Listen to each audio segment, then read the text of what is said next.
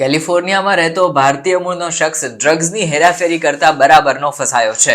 મંગળવારે 2 સૂટકેસ લઈને Los Angeles international airport ઉપર પહોંચેલા શખ્સનો ચેકિંગ દરમિયાન ભાંડો ફૂટી ગયો હતો.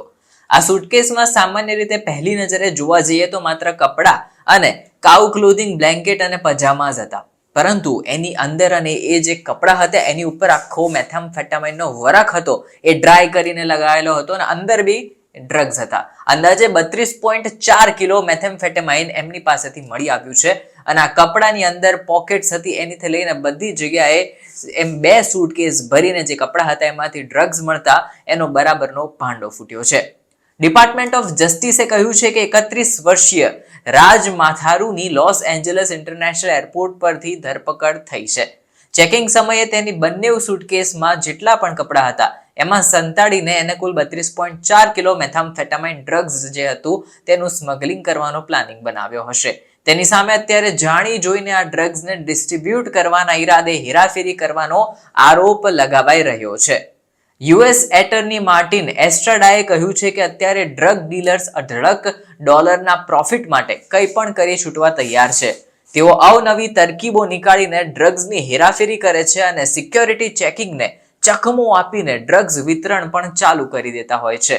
તેઓ ડ્રગ્સનું દૂષણ એવી રીતે ફેલાવે છે કે જેના કારણે આખી કમ્યુનિટીમાં ખરાબ વાતાવરણ ઊભું થાય, લોકો ડ્રગ્સના બંધાણી બને અને આ એક કમ્યુનિટી માટે હાનિકારક છે. આ અમેરિકાનો જ નહીં પરંતુ આખા વિશ્વ માટેનો એક ચિંતાજનક પ્રશ્ન સમાન છે. લો એન્ફોર્સમેન્ટ અત્યારે આવા જ ડ્રગ રેકેટના પર્દાફાશ કરવા માટે સતત કાર્યરત છે. ડ્રગ્સનું સેવન અટકાવવું જોઈએ અને આવા ડીલર્સની ટ્રીકના પર્દાફાશ પણ થતા લોકોના જીવન બચાવી શકાય એવું પણ ડિપાર્ટમેન્ટ ઓફ જસ્ટિસે તેના નિવેદનમાં કહ્યું છે. હવે કોર્ટ ડોક્યુમેન્ટ્સના આધારે 6 નવેમ્બરના રોજ રાજ માથારુ LAX આવ્યો હતો. તેને અહીંથી સિડની ઓસ્ટ્રેલિયાની ફ્લાઇટ પકડવાની હતી. તેને લોસ એન્જલસ ઇન્ટરનેશનલ એરપોર્ટ ઉપર ચેક ઇન કર્યું ત્યારે એની પાસે 2 મોટી સૂટકેસ હતી, જેમાંનો એકનો રંગ પિંક હતો તો બીજી સૂટકેસનો રંગ ગ્રે કલર આસપાસ હતો. હવે આ બંને સૂટકેસમાં કપડાં હતા અને એની અંદર મેથામ્ફેટામાઇન ભરેલું હતું. હવે ઉલ્લેખનીય છે કે એને કપડાની અંદર લેયરમાં પણ છુપાયું, એની ઉપર આખું ડ્રાય કરીને પણ રાખ્યું. આ એક અવનવી રીત હતી કે જે સિક્યોરિટી સ્કેનિંગને લગભગ ચકમો આપી દે એમ હતી, પણ ત્યાંની એરપોર્ટ સિક્યોરિટીએ બરાબરનો આનો ભાંડો ફોડ્યો.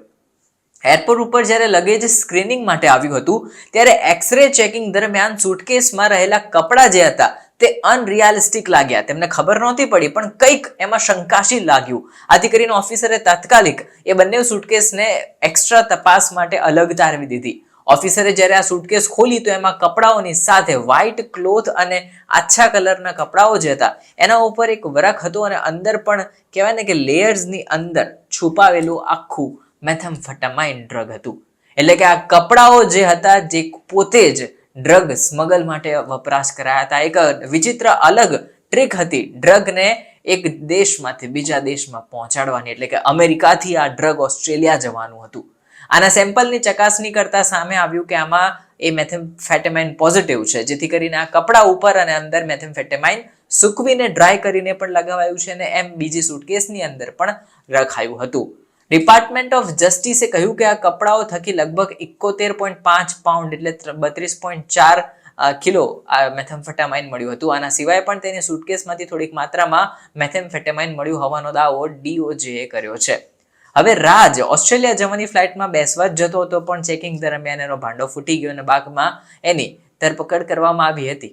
હવે 2 ડિસેમ્બરના રોજ જે કહેવાય ને લોસ એન્જલસ ડાઉનટાઉનમાં આવેલી US ડિસ્ટ્રિક્ટ કોર્ટમાં તેને હાજર કરાશે અને તે $10,000 બોન્ડ ઉપર અત્યારે મુક્ત છે. પરંતુ જો તેની સામે લાગેલા આરોપો સાબિત થઈ જશે તો અને દોષિત ઠરશે તો તેને ઓછામાં ઓછી 10 વર્ષ સુધીની અથવા તો મેક્સિમમ આજીવન કેદની પણ સજા થઈ શકે છે.